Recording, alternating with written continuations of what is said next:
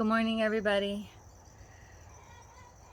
You can hear the complaining chickens. It's the last day in the hole for Berenice. I've got Annabelle in there with her right now. Morella just came off duty. She has her bandage off, and so she has to stay on really soft surface, and I have to go in there about every 20 minutes to clean up chicken poop so she doesn't get it into her little incision. But they're all yelling now.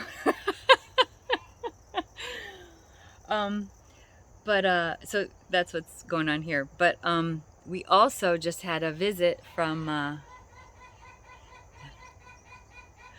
one of the construction crew gentlemen, to use that word in a generous term, to fix the garbage disposal that they broke the last time he was here 10 days ago.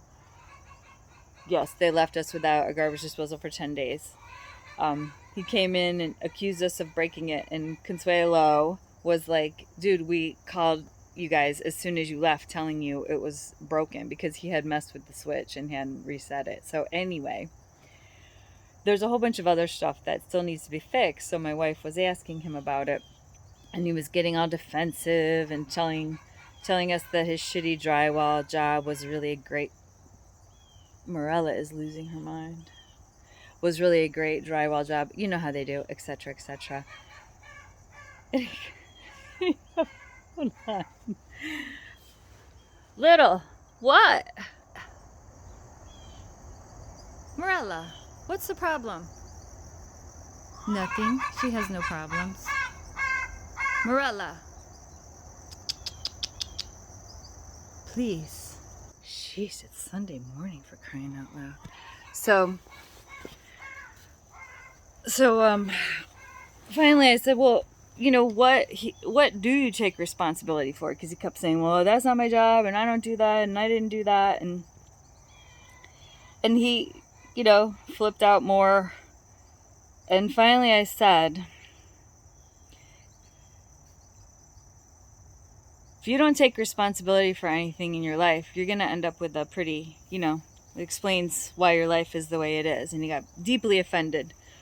And I realized it was the same basic curse that I had given to the I'm just doing my job, ma'am, dude who laid me off along with 700 of my co-workers in 2019. And I said, may you have the life that you so richly deserve. May you reap what you sow. And I think that's like it's like the worst thing you can say to some people, right? May you reap what you've sown. Maybe if your life is in chaos, and this isn't true for a lot of people, I know, but for a lot of us here, especially in the US, it is to some extent. I'm not talking about poverty, but I'm just talking about chaos, interpersonal chaos, and many complications, I think some of us, we create those ourselves. Like, I've complicated my life immeasurably by deciding to raise chickens and try and build something that might make it through the filter for the new world, have something for the bees and the praying mantises, who are everywhere in the yard, by the way. That nursery, oh my God, they're just, every day I see one looking at me like, hey, they're like this big now. So I've complicated my life immeasurably that way, but it's something that I feel called to, and it's something that is more important to me than anything, even money. And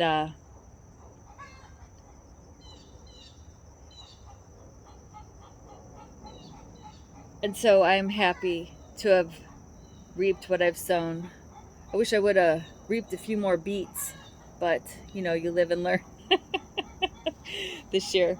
And so for anybody out there who's flailing around in a lot of chaos in their life, I would say maybe don't look so much outward. Maybe have a little look inward and see what you might be running from, what you might be desperately trying to conceal from yourself. Um, this hollering notwithstanding, there's a lot of quiet time here, you know, and a lot of time to consider